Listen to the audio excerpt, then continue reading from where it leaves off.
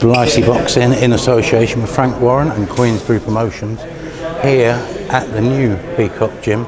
Yep. Denz, what was the journey like from Battersea, getting out here to the middle of Essex farmland? With no traffic, about an hour and 15. So it was alright, it's not too bad. But I reckon with traffic it might be a nightmare. But I ain't experienced that yet, but so far so good. So when you start, I think once this week's out of the way, isn't it?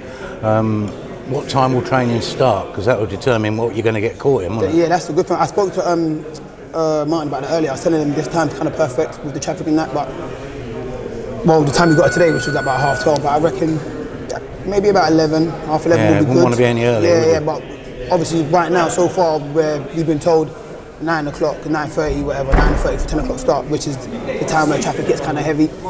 But I guess after we get the first week out of the way, everyone will kind of get a gauge of how convenient or inconvenient it is, and we can agree on the time, because the gym's here, no one's getting anywhere, no one needs to do anything. You've got to clear out for anyone, have you? Yeah, you've got to clear out for anyone, exactly. You're not getting in no one's way, no one's getting in our way.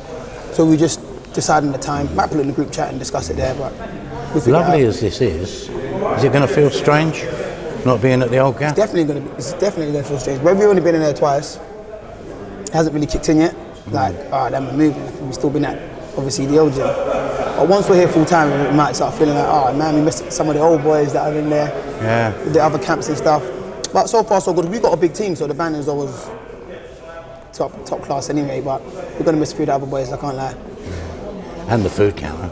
And the food counter, yeah, you know. That's going to be nice. We're going to miss that. And your Shedwood. I think Shed will be popping in and out here, so it won't be too bad. We'll see him.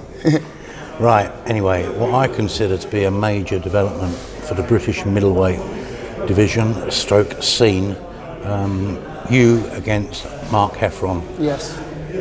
Ready for September 26. Huge news. Yep, good news. News that we've been waiting on. And I just can't wait to get to fight night so we can actually get in the ring and get it cracking. But it's a good fight, big news. I'm happy about it. I think this is the fight that's going to, catapult me to the top of the domestic scene. So I'm excited about it, and I know I've got to be very well prepared. To be fair to both of you, this is the type of fight you've both been shouting out. So it kind of makes sense that you fight each other. Yeah, exactly. Where he stepped up and had a chance against Liam Williams, he didn't come through. So he's back with the kind of group that I'm in right now, and this is his chance to get back to where he wanted to be, and this is my chance to get there for the first time. So we're both in a position where we need to win if we want to move forward in our careers, and I just feel like I'm the better fighter and I'm going to win. But listen, anything can happen on the night. It's boxing, but I know if I come in 100%, there's no way I'm losing that fight.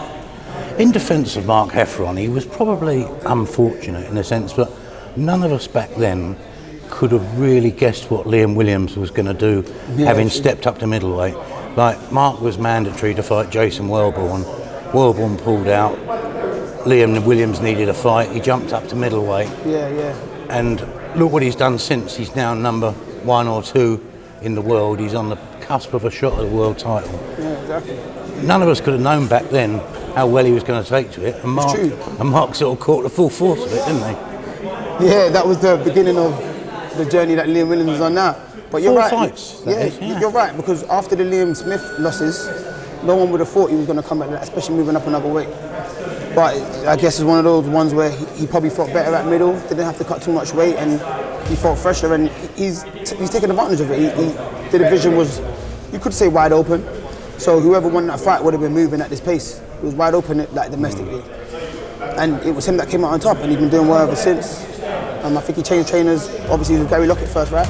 Yeah. Moved to Dominic Ingle, and it's benefited him since then. So, well done to him.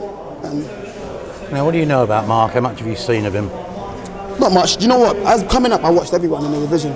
Like when I first started out, just because I wanted to know who was about domestically, who was in and out. I didn't want anyone to come across that I didn't know of. So that's when I first started seeing Mark, and I thought, he's a decent fighter. He's probably the best of the crop that are coming through at the time. Before Liam Williams obviously stepped up. Obviously, as time's gone on, obviously, I already know who he is, so I'm aware he's fighting, obviously, all of these things. He's with the same promoter now. So it kind of crosses paths, innit? So you just see, when you're watching the show, you see his fights or whatever. So I haven't really watched him to be like, let me break it down and study him. I think the fight I watched the clearest was the Williams fight, which is the fight where he lost. all these other fights since then haven't been against anyone, so they're not worth watching really. Because anyone can batter someone that's there to be battered, if that makes sense. But at the end of the day, he's a good fighter. When I first saw him, that's the first thing I thought. He was a good fighter. There's a little rumour going around that styles make fights. Yeah. How do you see your two styles meshing? Depends what style I choose on the night. Depends what style I want to come out. Cagey, are you? You never know. I don't know. I might come out guns blazing. I might come out thinking. I might come out on the back foot. That's. Is that because you're scared of a big puncher? Oh yeah. I wish I was. I'd be safer. I ain't scared of nothing, Rich. You know me. But I just feel like I've got the luxury of changing my style. Don't get twisted. I might get caught with a shot and think, you know what, I'm going at it now. Do you know what I'm going to say? But I just feel like I can switch my style. I can box when I want to box, and I can have a scrap when I feel like having a scrap, or when someone hits me too hard. But I think he fights one way. He's got one style. I don't think he can switch it. I don't see him start boxing slick, and if he does, he'll be in trouble. And if he comes forward, it'll be a good fight. I expect him to come forward. Do you know what the ideal scenario from like the point of view of the punters is? But this is so good, but we want to see it again and again. Yeah, it could be one of those fights as well. It could be one of those fights. Like a Ben Watson, that sort of Eubank. I think we got enough. The middleweights needs that again, doesn't it? I was going to say, I think we've got enough boys in the division to do that. I think we do. Whether we all want to wait till some of us get to world level and see how it plans out then, or we want to take the risk domestically. But I think even if we do take the risk domestically, there's still a chance we can get to world level. It might just be a bit longer than expected, because the world level right now is a big gap from the domestic scene, if I'm being honest with you. I think there's a big gap, and I think the more we go on, because we're all young, because of Canelo exactly, but I guess we're all young, so I guess the more we go on, the better we'll get. We get to learn our craft, so by the time we do get there, it won't be that far off. Some of us might be right there with the top dons, and some titles may become vacant, or you never know what's going to happen in the future. Canelo stays at super middle, then that leaves a bit of room for other fighters to get those titles and other people to compete with them.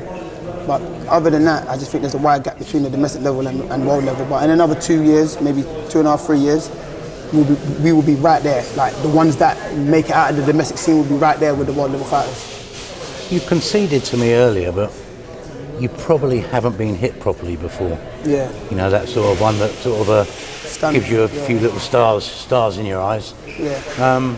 I suppose you've got to imagine it will probably happen in this fight. Well, I'd like to imagine it wouldn't, but if it does, I'd hope I take it well. I think I'll take it well. I don't think Mick hit me quite clean, but it wasn't nothing that stunned me. It hit me clean. That just made me think, got a chin made a granite, can't buzz this kid. Have you ever been familiarised with the canvas? No chance. Not as an amateur? I don't plan to. No, not as an amateur. Not in sparring, not as a professional, of course, but no, I've never touched the canvas. I don't want to jinx nothing, but like, obviously, I've never touched the canvas, and I don't plan to. But you asked the question, that's why. Right, we can't wait. September 26. We're not quite sure exactly where yet. I suppose that will all get announced in due course. But I think it's the BT studio. I think they announced it. Taylor and yeah. But it's a massive fight, and I think everyone who likes boxing is going to enjoy it. Yeah, and I'm sure you'd agree with me and recommend tuning in for that one. 100%, 100%. I hope they all do enjoy it. When I come out on top, that's more fans for me. Denzel, thank you very much. Nice one, thanks.